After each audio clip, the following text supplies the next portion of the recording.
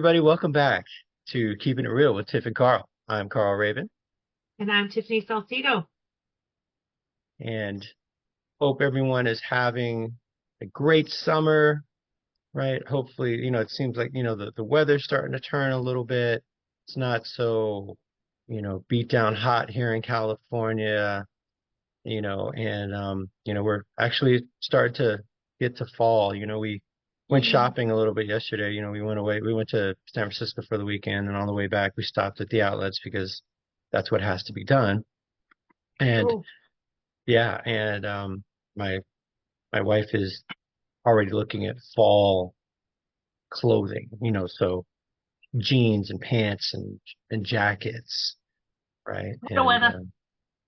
yeah, for the weather, I just yeah, so that's it's interesting. I'm like, it's 85 degrees and you're trying on long sleeve shirts, right? So which I can't wear. I can't wear long sleeve anything.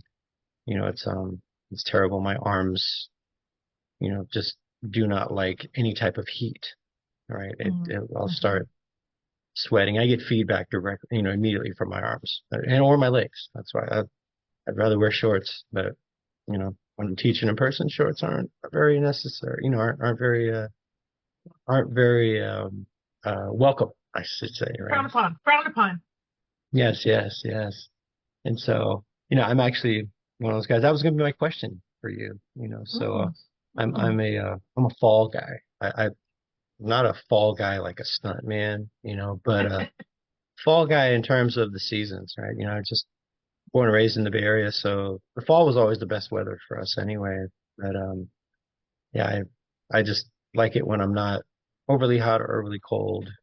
Right, the older I get, the less I like the cold, just because my bones start aching and stuff. But that was gonna be my question. What is your Mm. what's your favorite season there, Jeff? I love fall too. Fall's my birthday, so whenever it starts to get a little crispy outside, I know that my birthday's coming. So, and I like late summer, early fall, where it's still like super warm during the day, but then you get like the fresh, cool nights. I think that's like my favorite. But I also love spring, where it's been cold and then you get like that nice toasty day. I'm not a huge fan of being cold. I really despise winter time. So I'm not a fan of winter. I don't like rainy days. I don't like snow. I don't like just being cold and dreary. Winter can kick rocks. I could care less about winter. Yeah. I don't even care about like Christmas. Like, oh, but that's Christmas. I don't care. I hate winter. Mm. But I would say I'm a fan of all of the other seasons. So I like warm. I don't like the oppressive heat. Like, I've been in Mexico suffering because it's super hot and humid. Yeah. So that I'm not the biggest fan of it. But if you ask me to take like that really hot heat versus like really frigid cold, I'd take the heat any day of the week. But I like being outdoors. I'm not an outdoor person like to go hiking or that, but my outdoors like sitting on a patio in the heat drinking a cold drink. That's my jam. So I would say my favorite part of the year is probably like this time, like late summer, early fall. That's for me the best. Cool. Yeah. I mean, summer. I can deal with summer. I like summer because I like longer days. You know, Hmm. um, if winter had longer days, if we just picked one type of time, right, rather than switching back, then I would maybe I'd like it a little better. But yeah, I'm like you. I'm not super fond of the cold.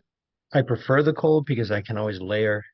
In the summer, it's hard to take clothes off, right? Eventually you get to a point where you can't take anything off, right? And Right. I guess just growing up where I grew up, I'm a hoodie guy, right? So I love Oh, I love hoodies too. hoodies. I love hoodies, but I always push the sleeves up to my elbows, right? So my wife always says, I'm not buying you any more jackets because they're always, the arms are always, kind of worn out because you always push them up. I said, well, yeah, jackets don't really stay on me very much anyway. So, Hmm. it's It's definitely a challenge. We were just in on the coast this weekend, and I had a cardigan, with a t-shirt underneath, and I pushed the sleeves up, and but it was weird. Driving down to San Francisco, it was 85 here in Sac when we left, and I put I just wore it because I figured I could put the AC on in the car, and then we started going further down. I figured once we get into the area proper, you know, marine layers, well, the marine layer was there, but it didn't really make a difference. It was super humid. I mean, it was overcast at 75, which is even worse. If there's anything I Mhm. hate worse than heat, it's humidity, right? And I couldn't live in humidity. It's back east, down south. I can't Tell do me about it. it. Tell me about it. Tell me about it. Yeah, I need the dry heat, right? So, but yeah, okay. So you're a, this is the time, so you're in your moment. You're in your element per se. Yeah, I definitely am. very Yeah, I cool. was at a pool party yesterday. We had some friends invite us over and we went to go hang out with them at their house and they made us dinner and we hung out in the pool and like it's like those lazy days. Because let me tell you, the day before, my whole weekend was like a whole situation. So Friday, um, I had a couple like work meetings and stuff that I had to do. And then I had this overwhelming urge to go play bingo. I don't play bingo. I've never been a bingo person. I mean, I've played bingo before, but I've never been like, let's go play bingo. But Friday I was like, I want to go play bingo. Like I had this overwhelming urge to go freaking play bingo. And so I found one. We have a few casinos around where I live, and I don't really frequent the casinos often. So I was like, I don't even know what casino here has bingo. So I found a casino that had bingo. I told my husband, hey, it's Wild Friday night. Do you want to go play bingo? He was like, I don't care. They have food there. I said they got food. All right, cool. So we ended up going to play bingo at Morongo, which is like, I don't know, 20, 25 minutes from here.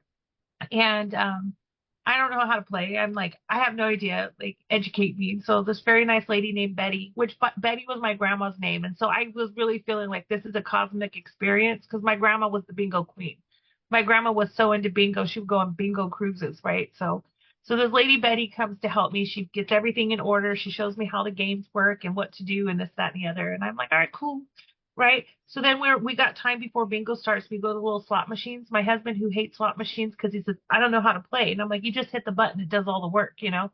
He kept winning and winning and winning and winning. And he's like, I don't know how I'm winning, but I'm winning. I'm like, you just keep pushing the button. It'll tell you when you stop winning. So he's winning on the slot machines. We come back and play bingo.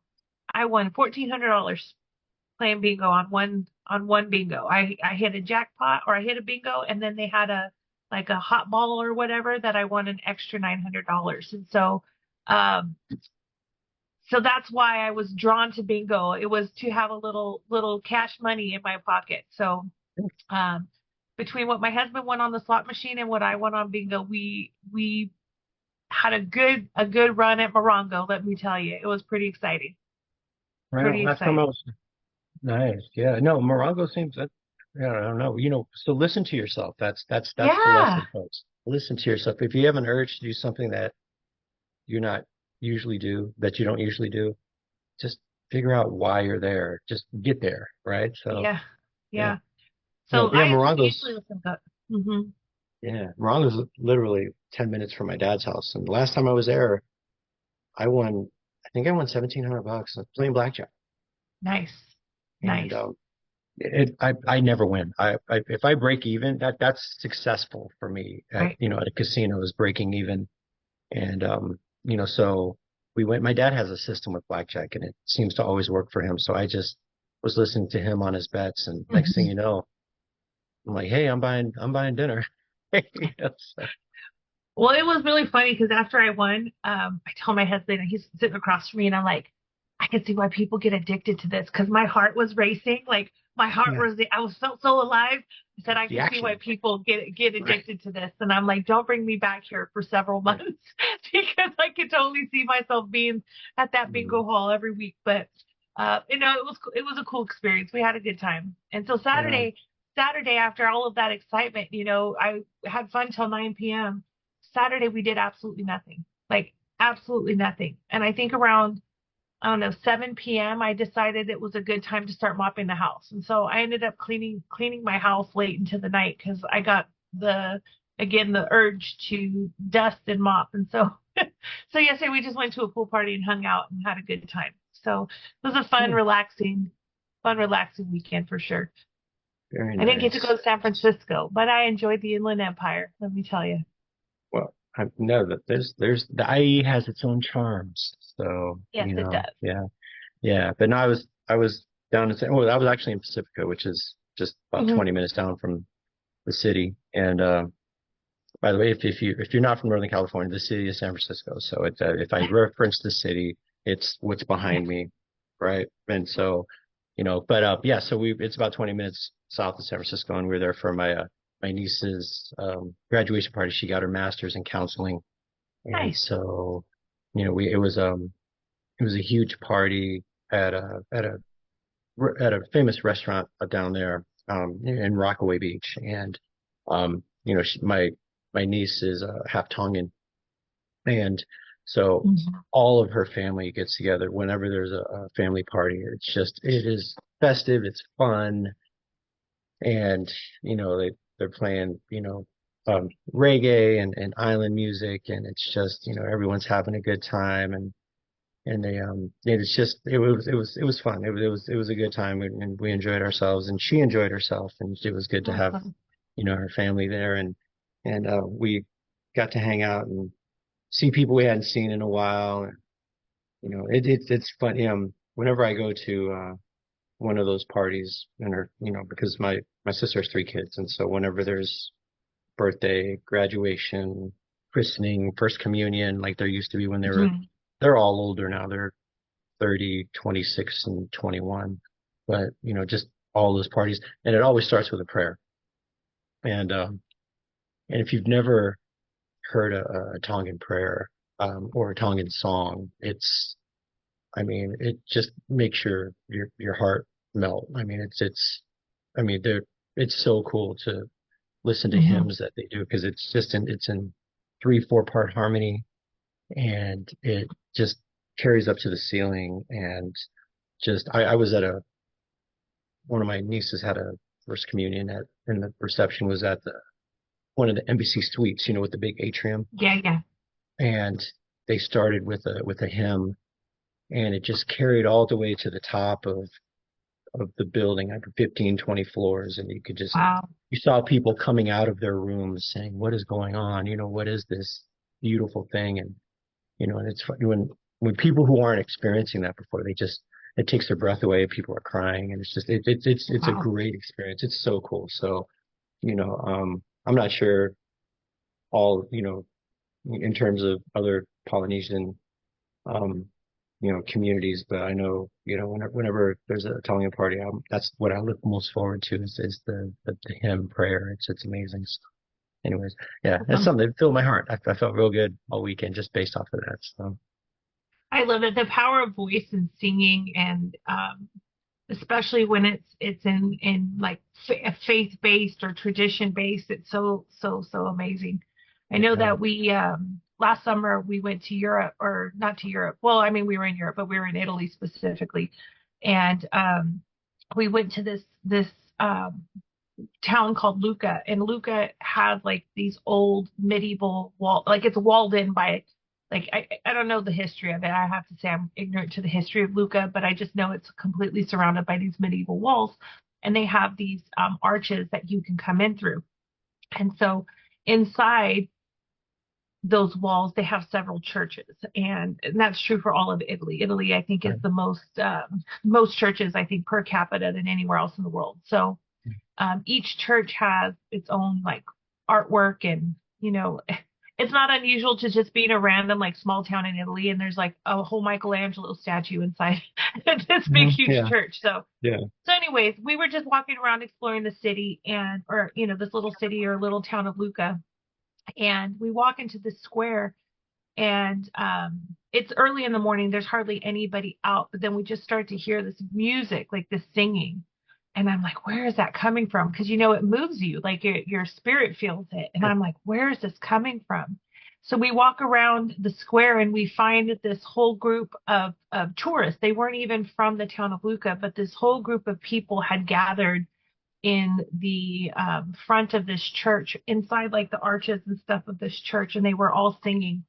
And it was like the most beautiful thing I had ever heard. Like, again, instant tears. And I couldn't tell you what language they were singing in. I couldn't tell you what faith they were practicing, but it was so beautiful. I mean, just instant tears. Yeah. That was amazing. So the power of again, people coming together and putting their voices together in so many ways, like figuratively, spiritually, metaphorically, Yeah. literally, it can be pretty magical and Yeah. a force to be reckoned with for sure. Yeah. No, I hear you. So it's very cool. So So I do you have have a a question? question. Yeah, my question. I was trying to think of a fun one for today, but I'm going to go back to probably a cliche question, but it's kind of fun. Um, if you could spend a few hours, let's say break bread or have a meal and just a conversation with a celebrity, not a friend or family member, but a celebrity who has passed on, who would you talk to?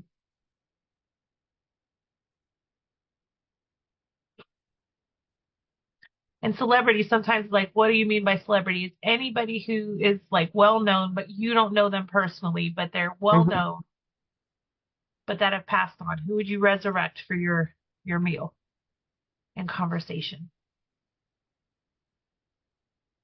That's an interesting question. I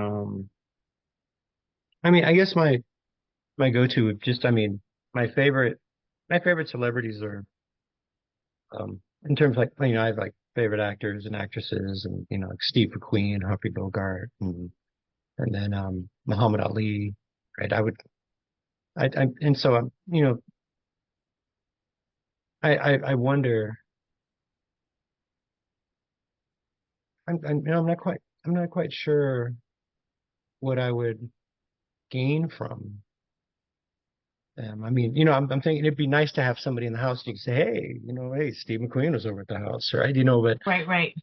you know, what is it that I would want to learn, or to what the experience would be other than just having them there.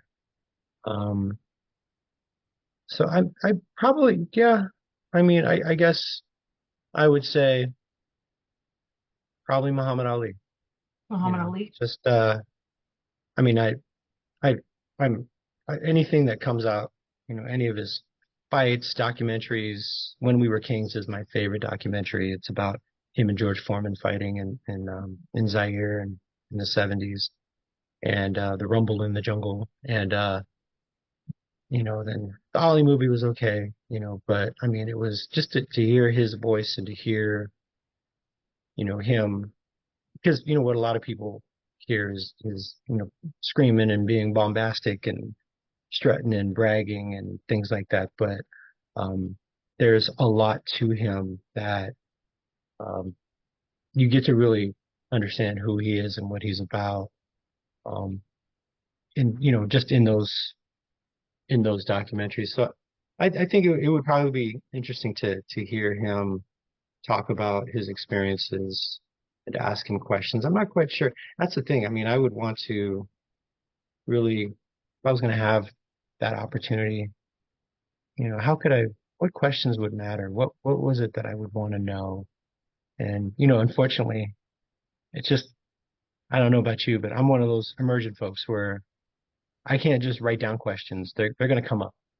Right, right. And so I'm not even sure. I'm sure it would be a great conversation.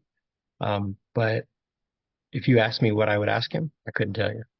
Hmm. I think it just in the moment, right? And so maybe play off of something he said, or just thinking about while I'm there. Oh, I should ask him about, when he, when he, fought so and so and things like that, or when he, what was he doing when he wasn't able to fight, when he was, standing up for his rights in the 60s and stuff like that. And so, just, and what did it mean to be a leader, in his community, and so, it's something that, I've actually had the opportunity to meet him twice, but I was younger Hmm. and I really didn't, um, take advantage of it. I mean, I was a little, teenager, and then I was in my early 20s. And so I think I'd want to sit down and have a conversation with him, adult to adult. I think that would probably be illuminating. I'd learn a lot.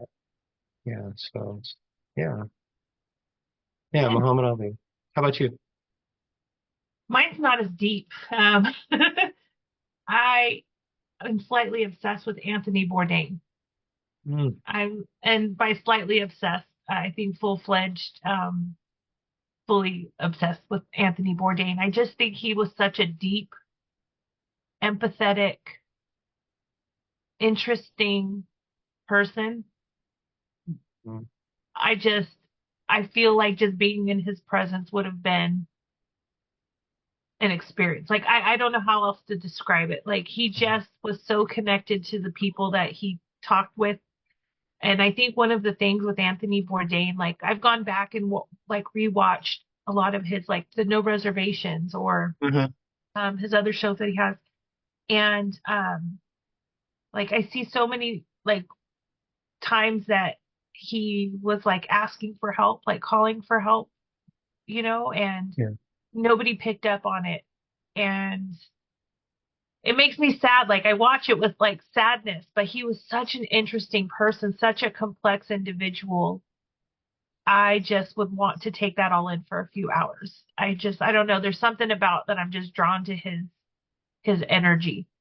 And, I talked to my husband about, I ask these stupid questions to random people on the street, like, oh, hi, I met you 5 minutes ago. Who would be a celebrity you'd want to talk to, right? It's just interesting. But I think with him, I think the reason that I would just want to connect with him is from a sense, I'm sure as you know, being on the road a lot of times, like we're surrounded by people all of the time, but it gets really lonely. Like Mm, it gets really lonely. And I think that people have this perception of people who like have these amazing jobs that you get to travel and you get to talk to all these new people every day and eat at restaurants every night and stay at like that's so glamorous. And it's work. It's a lot of work and there's a lot of sacrifice that goes into it. So for him, like I feel like I don't travel to the extent that I'm not comparing my lifestyle to Anthony uh, Bourdain's in any way, shape, or form. None of that. But what I'm saying is like I feel like I could maybe have a level of understanding that maybe other people did. They looked at him as a celebrity, and I just see him as a person who was always surrounded by people who was always lonely. And mhm, I just was like, if he had one person that could just see him, maybe that would have changed his outcome, right? Like if yeah. one person to say, you know, this is home for you, right? Like you're everywhere, but this is home for you. Maybe that would have changed. Cause I know that for me, that's what keeps like my ability to stay on the road is that I have someone who's home for me. So I'm home no matter where I'm at if I Mm, have that connection. And mhm, so I might be alone, but I'm never lonely. I have a network of people. I have, I don't think he had that. And that's what I think makes me so sad and why I would want to just sit with him. I don't know. Maybe it's deeper than I thought it was. I don't know. mhm, There's a sadness in him that I would like, if I could connect, maybe that would have made a difference for him. And I don't know. I don't know. I'm not that yeah, powerful, but man, he's just an interesting person. I just, yeah, I wouldn't probably ask him anything, to be honest. I would just be taking it all in, just listening yeah, because he had so many stories to tell. I think I would just sit there and be in awe the whole time. I don't know. yeah. No, And Anthony Bourdain. Yeah, when you said him and you said it wasn't deep, I'm like, no, it's super deep. There's a I get lot of sad. Like stories. I'm getting teared up just thinking about it because I'm so Yeah, sad for him. It's so yeah, sad, so tragic. I don't know. I think Mhm. it's the people person in me. And I've never met Anthony Bourdain. I've never met him outside of the character he plays on TV, but I think that he never played a character. I think that's who he was. And I see that, and I see that like realness in him. And I just am like, oh, I want to just reach out and grab him and be like, let's be friends, Anthony Bourdain. Like, Yeah. let's be friends. I'll be your friend. I'll be your real friend. I'll, tell you the truth. Again, we talked about, trust. I'll tell you the truth. If you're getting too dark and twisty, talk to me. We'll figure it out. I just feel so sad. But anyways, Yeah. now I'm sad. I don't want to be sad. Let's talk about something else. Okay. Well, let's talk about Meant to something be a light, else. fun question. Meant to be a light, fun question, and now I feel sad. So Okay. let's change it. Well, yeah. Well, you mentioned being in Italy, Yes. so sorry, I've never had the opportunity to. So, um, but you mentioned the town of Lucca. So switching, one of my favorite sandwich shops in the area is a place called Little Lucca, Oh, and it was owned by the Lucca family, and so it's I don't know if they came from Lucca, but I don't know, but it's in South San Francisco, and I guess it's been family owned, family run for years. I don't even know the history of the ownership. I just know that um a lot of their kids were right around either older or younger than me, and we crossed paths playing baseball and just being known in that area in South City and San Bruno and things like that. So, but they have what they're well known for is their sandwiches, but they put a layer of pesto on a lot of them, and their pesto is just it's to die for. It's a little shack in South San Francisco,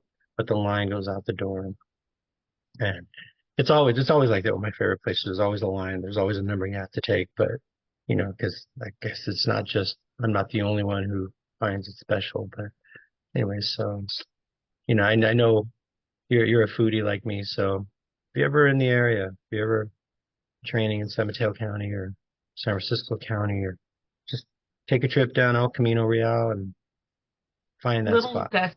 Little Luca. Yeah. Gotcha. Yeah. Gotcha. I will, because I've always like once you've gone, you come back and you're like, the Italian food here is not Italian food, right? Until you Hmm. find that one spot that like captures like I don't know. I don't want to be one of those tourists. It's like, okay, Italian food in Italy, but it's so simple and so complex at the same Hmm. time.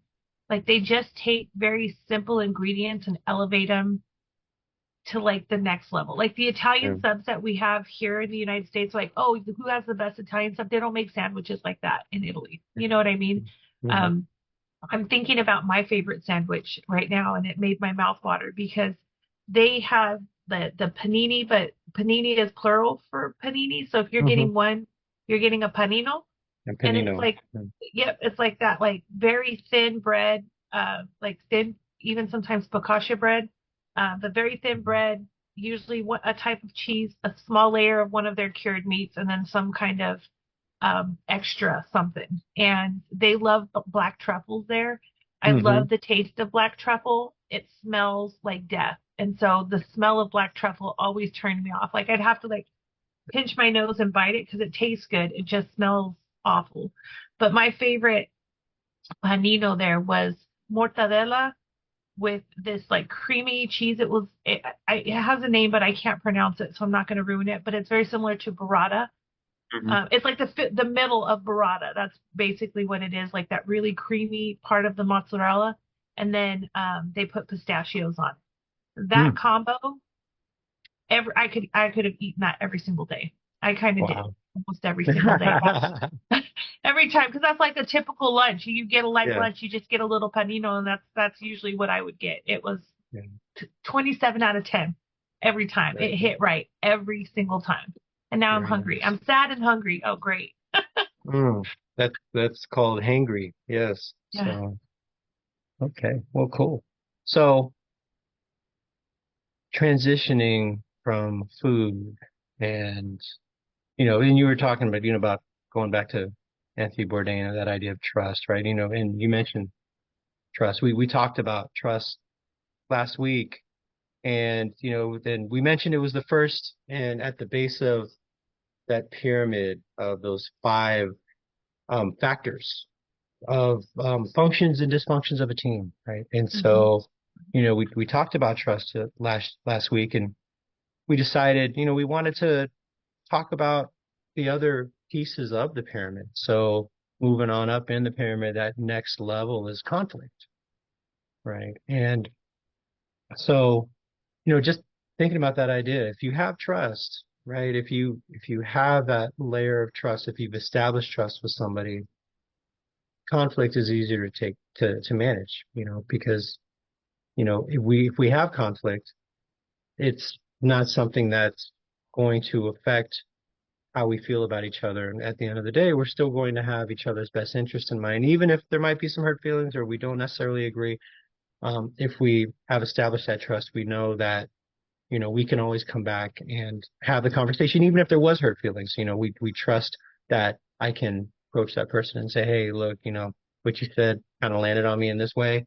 And so, I just wanted to talk to you about it because I trust that, you are someone who has my best interest in mind, so you're interested in how I'm feeling about things, right? So, but if you don't have trust, if you don't feel like you trust that person, if you have trust issues, whatever else it is, conflict can come out in different ways, right? Yeah. And it really can be a challenge to everything else. If we can't manage conflict, we can't be committed to each other. We can't be accountable to each other. Results suffer. People leave, right? How many people leave a place or a team or a department because of a hostile work environment or stuff, stress leave? And how often is that because we don't manage conflict well, or we're so Hmm. afraid of conflict, so worried about having a difficult conversation or speaking up when we need to? How is it going to affect the dynamic? How is it going to land on this person? Are they going to hold it against me? Is it going to affect the way that we interact with each other? Hmm. So conflict, to just like provide a little bit of clarification here, conflict is not the dysfunction. So when we're talking about like we have to have trust, conflict is actually the function of a healthy team. There has to be conflict. And conflict doesn't mean combat. Conflict doesn't mean an argument, a fight. It can be, but it's usually not. Conflict, healthy conflict specifically, is where people feel safe enough to share their perspective or to disagree or to share an alternative or to hash out their different ideas in a way that's respectful and we come to an agreement. It's not about being right. It's about what's in the best interest of the organization, of the team, whatever that may be. I know Patrick Lencioni, when he talks about the lack of conflict, he calls it artificial harmony. But I have another little phrase that I got from a really good book that I loved, Think Again by Adam Grant.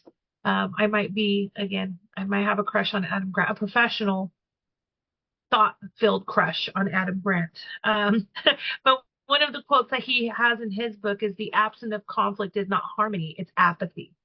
And that really stood out to me because um, when we think about like the chain of command, right? So when we're looking at mistrust, and I think last time we talked about like sometimes people mistrust the choices management is making, and sometimes management is mistrusting, the people doing the work to make decisions without approval. And there's like this constant balancing act in creating trust. You have to trust and be trusted for there to have this harmony. Um, and sometimes people get to a point where maybe I've shared a good idea a couple of times, but nobody listened to me. So therefore, I know we're going down a path that maybe is not in the company's best interest, but I go anyways because I don't want to create conflict or I don't want to be seen as like the rock in the shoe. And so I just go along with it knowing it's a terrible idea because I don't trust that I can speak up and it won't have a negative consequence for me professionally or, personally, whatever the case may be. And so there comes a point where it does become almost apathetic, where you see your organization kind of crashing and burning, for lack of a better word, but you say nothing because not my circus, not my monkeys. I'm not the one making decisions here. I just do what I'm told. That's that's the apathy. But I think it also happens from the other perspective where maybe management or the people who are decision makers are getting feedback. We have too much work. There's not enough time to get all of this done. The things that you're asking us to do are unreasonable, or this doesn't fit in with like our day-to-day operations. And they're just being lazy. Or, when I was in that position, we could do it. That to me is also apathy because they're not really hearing or being open to what people are saying without putting a motive or some other bias on it. And um, it oftentimes gets in the way of progress because that leader also doesn't want to admit that maybe I made a bad decision. Maybe this wasn't the best thing to do, and now I have to backtrack. And that for them, they may not trust that they can recover from that from a leadership perspective. And then that leads us to going down the wrong road for a long time. Like I don't know if anybody else is a passenger princess. When I'm with my spouse, I don't do any of the driving. My job is to just navigate, make sure we have snacks, play DJ, whatever the case may be. Um, and there are times where I'm like, okay, we're going to turn up here. We're going to turn up here. We're going to turn up here. My husband will say, I know what we're going to turn. And I say, okay, cool. And then he misses the turn. I let us go for about 10, 15 miles before he's like, wait, where were we supposed to turn? Oh, I thought you knew where the turn was at. Remember what I was telling you? So that, in that sense, is like an example of that where I know we're going the wrong way, but I'm not going to say anything. Why? Because I was trying to help and you didn't want my help and now you're going to suffer. So that's not healthy either, by the way. Let me just acknowledge real quick. Not healthy, but that's the apathy that comes like hands off. I don't want to deal with the drama, so we'll clean it up when we get out of this mess, right? We'll clean it up later. What do you think? Excuse me. Well, yeah, no, what you just described is absolutely true. I mean, how often are things said, but then how often are things not said, right? And it's like we talked about with culture, right? Culture is what you do, culture is also what you don't do. And either way, culture is going to grow whether you like it or not, right? So, you can create a culture of apathy. You can create a culture of not dealing with conflict very easily, right? And and just thinking about where that comes from, right? Like you said, I don't want to. It doesn't matter, but then also, there's well, I don't want to rock the boat, right? I was having a conversation with somebody this weekend when they were talking about a workplace issue that was terrible. I mean, this guy got into her face and threatened her, and and threatened to choke her out, Shoot.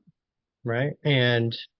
So and he did this in front of people, and then he left, and she was kind of shocked and didn't know exactly what had happened, right? She doesn't really know this person very often, very much, but she also kind of knows him, right? So it's just one of those weird things, and she wasn't quite sure what she wanted to do about the situation, and it's and she admitted, she said, part of me is I know this is, if I say something, everyone else, oh well, you're being emotional, poor you, little girl, and this and that, and so she was worried about not being supported, and the people that were there said, yeah, that was weird, that was out of pocket, that was wrong, but didn't necessarily support her and escalating or following through with it. And then also part of her was like, well, then, and also it's probably part of my personality where I just don't want to rock the boat, right? And I don't want to cause challenges, and cause issues, and I don't want to be seen in that way as someone who is the devil in the shoe, right? Or addresses something that might affect this person long term if they have I say something, then they may have to act on that in a negative way. And how does that affect his family and blah, blah, blah, and on and everyone else around me? How are they going to feel about me being the person that, he, that escalated, that acted on, his, Wow. that behavior. And so thinking about where that comes from, it could just be, well, nothing's going to happen. But then also, how often are we? I mean, as social beings, it's like that's part of our makeup. If we're social and we don't want to be a boat rocker, and we just, why can't we all just get along, right? And sometimes why can't we all just get along means there's a lot of crap I'm going to put up with that may be wrong and may affect other people, but I'm just going to deal with it because I don't want to be the person who's rocking the boat. And, that's a challenge, not just for staff, but also for leadership. I mean, if part of conflict is I have to have a difficult conversation with somebody, how am I going to, you know, point out issues? How am I going to make things um, better without making them worse at first? Because if I bring this up, I'm worried about how that person is going to react. Maybe it's just better if I just don't deal with it. But then it builds up, right? A lot of people, I'll just let it go. How often do we let things go, right? People say, oh, I can let things go. Next time you see that person, right? What happens? What happened the last time comes right back to you, right? And so it's one of those things where, like you said, if it's people who just maintaining the status quo, if the status quo is rotten, I mean, what is that doing? Or if it's infected with something, about infections, right? They grow, and especially if they're not treated, what's going to happen to the entire body, right? And so, which is your organization. My biggest concern about that, what you told me right there, is that this person was threatened with physical violence, and people witnessed her be like threatened with physical violence in a very aggressive way, and she didn't feel safe enough to go and say, this made me uncomfortable, I was threatened with physical violence. Yeah. That I would quit on the spot right there. If I'm saying, if imagine, just not that you would ever, Carl, but if you came to me and was like, Tiffany, I want to choke you out and I'm going to punch you in your face, and I don't feel like I can go to somebody in charge and say, you know what, Carl threatened to beat me up and cause me physical harm. I don't want to rock the boat. Like, I can't imagine living in a world where you can't protect yourself without fear of retribution. That to me is a company I wouldn't want to work for. Just immediately. If I didn't have a safe place to go to say I was threatened with physical harm and I feel unsafe, what can we do? Yeah. That's a No. huge red flag. Like, I'm waving the red flag like this, like Well, this, yeah. that I can't trust to make a complaint. And maybe again, it can be investigated, and maybe it didn't happen exactly, but that's again waving the red flag right now. That's alarming, Yeah. incredibly alarming. Yeah. And it was in a conversation where it was an exercise, right? And so obviously it was on her mind because she brought it up. Right, right. Um, and she mentioned to her mom about it, and her mom said, "Well, you should go to HR." And she was like, "Mom, we really don't have an HR department. It's sweet that you think we would have somebody that we could talk to, but we can't, right?" And Give it my major, red or flag. this is a major organization. It's one of the, you know, one of the foundations of our country, basically, right? So part of, the Wow. exercise, we're supposed to ask open-ended questions. And I said, I'm sorry, before I ask an open-ended question, let me just tell you that is an HR issue and it does need to be escalated. And, Right. so I had to take off the coaching hat and go straight to this isn't a coaching conversation. This is, a safety. I went from being a coach to feeling like a mandated reporter, right? Yeah. So, and but it's something that she does not feel safe in her organization, and she's leaving. She's leaving the Right. organization. Rightfully She's so. Yeah, eventually. But it's something where, she was thinking, well, on my way out, do I want to cause this trouble? I'm like, well, okay, but what about the next person who wants to come in and fill your job, especially in a role that maybe isn't traditionally female, and they're going to have to deal with somebody just being emotional, right? And oh, he's usually a nice guy. I've heard many battered wives say, you know, folks who are victims of spousal abuse talk, well, we don't know what it's like when it's just me and her, or me and him, right? And it's like, well, that's, that those are things you hold on to because you're part of that group, part of that culture. You've been socialized, right? And so if you've been socialized into that culture, it's almost brainwashing, gaslighting. This is who we are. This is how we keep the peace. This is how we maintain things. You, if you see something, don't say something, right? Right. This is something you have to say something because it's not just about you. And by the end of the conversation, she was, she goes, just having this conversation, I know what to do. I know what I need to do. And I know who I need to talk to because we talked about who are your allies? Who are the people that you feel like can support you in this situation and that are going to, champion you bringing something up that is, dangerous, not just to you or just made you feel unsafe. And how does that, contribute to the culture, right? How is that not being accountable, right? And so it was, yes, keeping the peace. Sometimes it's social, sometimes it's cultural, sometimes it's part of our personality, right? Yeah. And I mean, how many times do spouses when I mean, this may not be endemic to you, but I've been in relationships where if we're upset, we just stop talking and we Mhm. let it blow over in a couple of days and we're fine. But how is that solving the problem? And I hate that. I hate it. But part of me was like, well, if I bring up something that's going to be a big blow up and all these things that are going to come out, things that I don't want to hear and things that, I don't want to have to say, and how am I going to say it? I'm going to be emotional. I might say the wrong thing and all these things that we're so worried about. Not Mhm. all of us. I mean, some of us, hey, look, if something needs to be talked about, let's handle it. But there's a lot of us on the other side who are worried about the after effects and actually being in the moment in those situations. Yeah. I'm not naturally good at conflict resolution. Let me just say that. I'm great at conflict. I'm not really great at conflict resolution.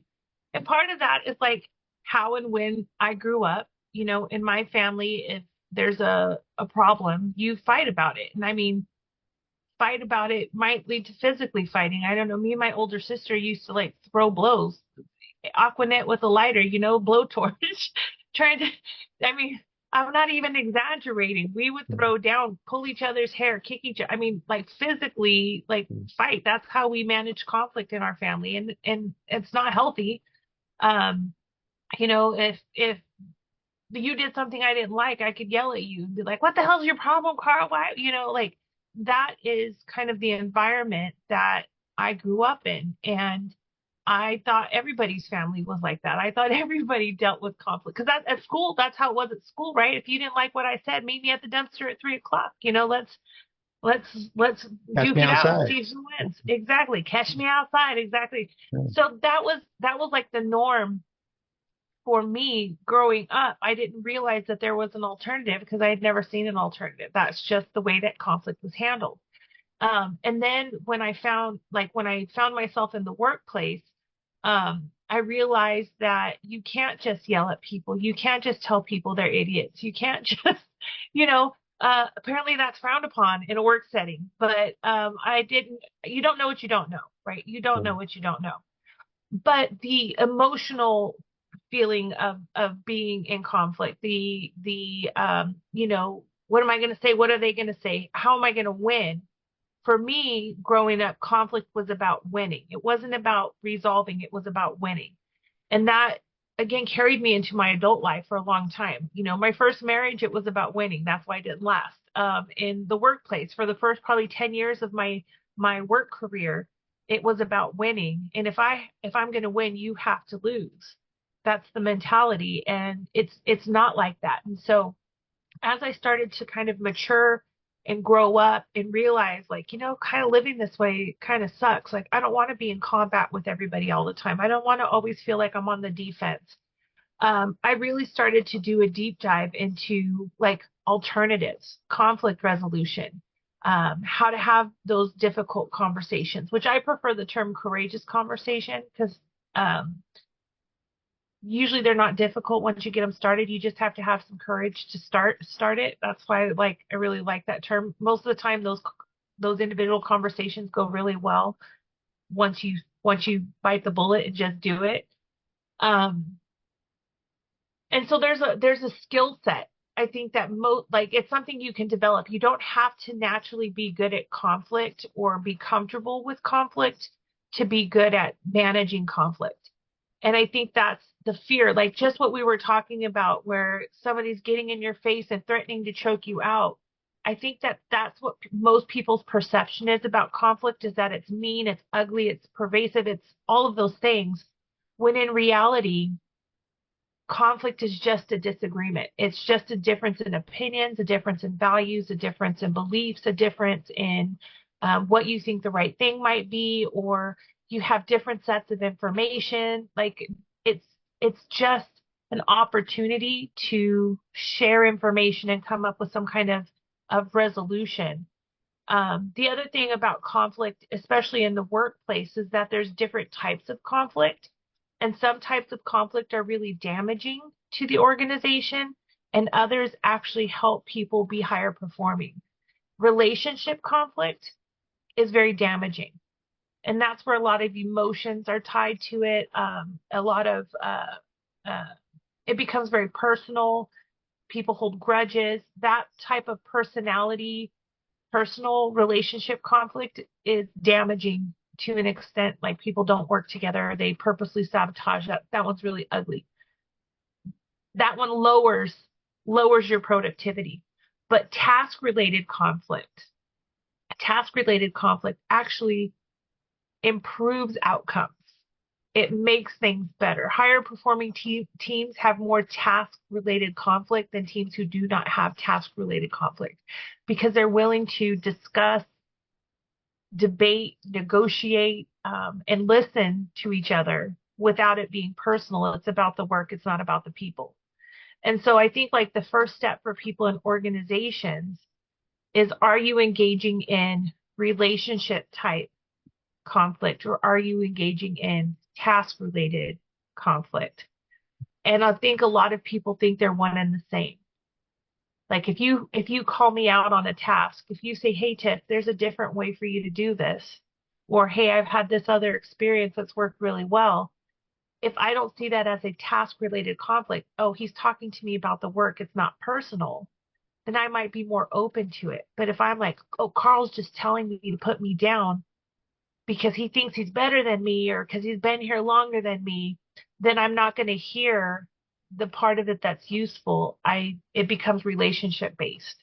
And again, that comes back to that lack of trust. I keep going back to the bottom of the pyramid, because if I don't think that you, Carl, have my best interest in mind, or that you're sharing that information as a way of helping me, not putting me down, or helping me, or talking about the work, if I take it personal, then it's always going to be relationship conflict. And that's, I think, where most organizations deteriorate, because it always feels personal when it's oftentimes not.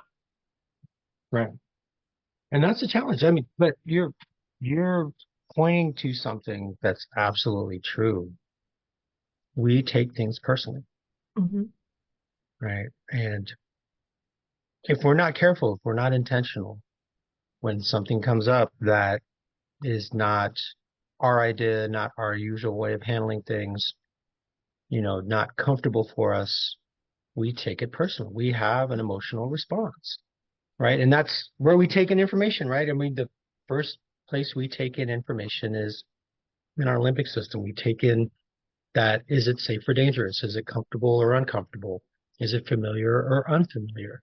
And if we interact with something that is safe, comfortable, familiar, going back to our old neighborhood, eating at our favorite childhood restaurants, right? Listening to music we grew up listening to, walking past a restaurant that smells like our grandmother's house, whatever it is, right?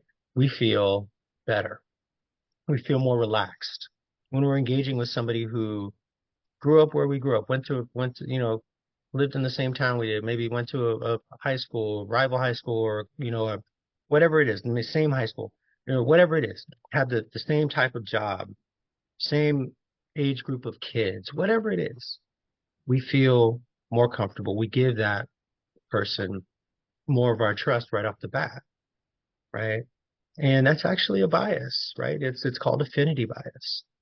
And we have that affinity towards those people and things that remind us of places that are familiar and comfortable. So we let our Mhm. hair down, we feel more relaxed.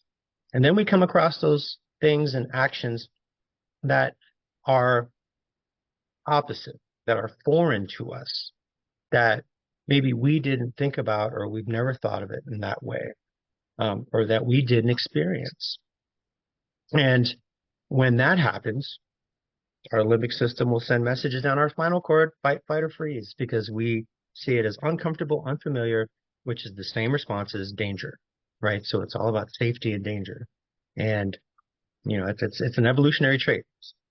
That's the lizard brain, right? The part of our brain that was there when we crawled out of the primordial ooze, right? And evolved as a species, right? So it's the same part of our brain that 20,000 years ago said, hey, that thing out there that ate my cousin last week, I don't want it Mhm. to eat me. So I'm going to build a fence and I'm going to build a wall.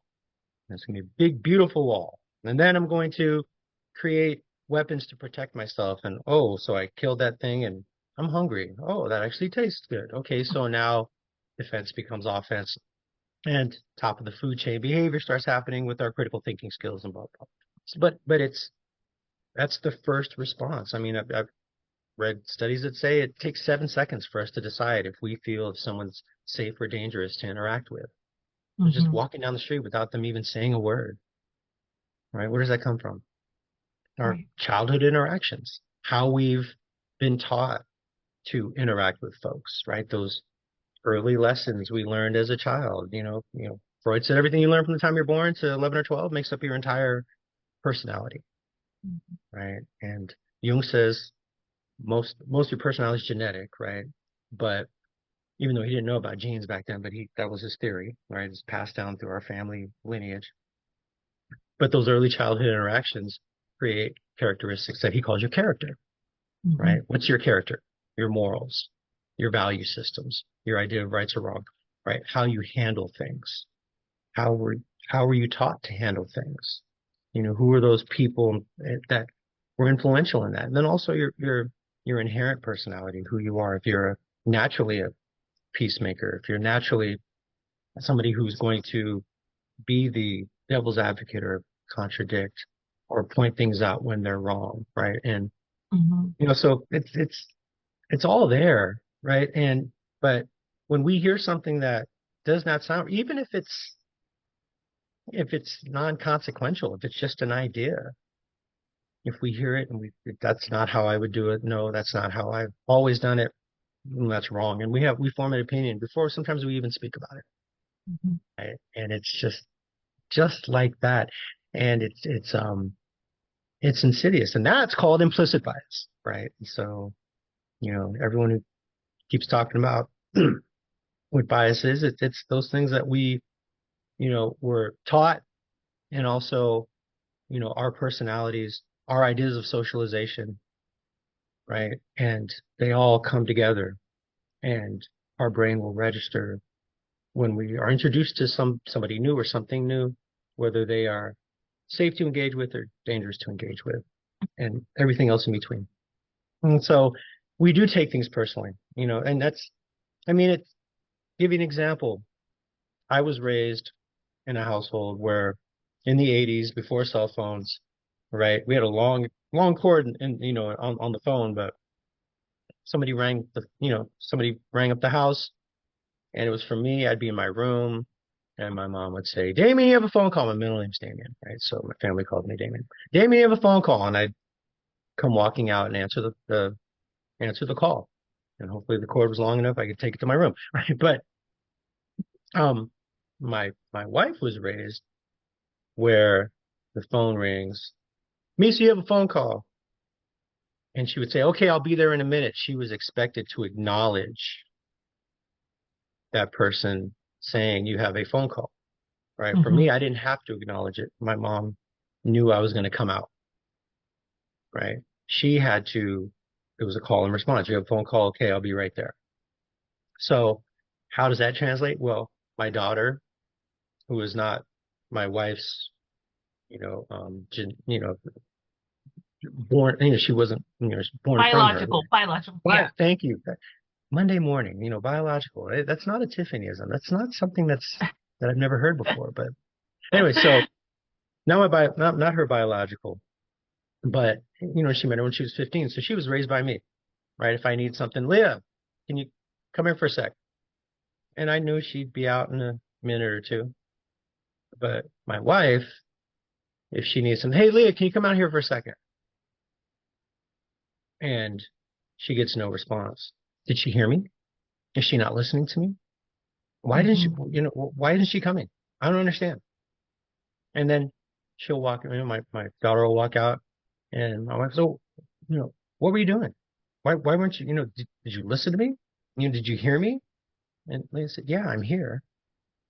Right. But that's just that little difference in how you were raised can create conflict in someone taking it personally, like you didn't do what I'm used to being done in that situation. So there's something wrong with your reaction, i.e., there's something wrong with you.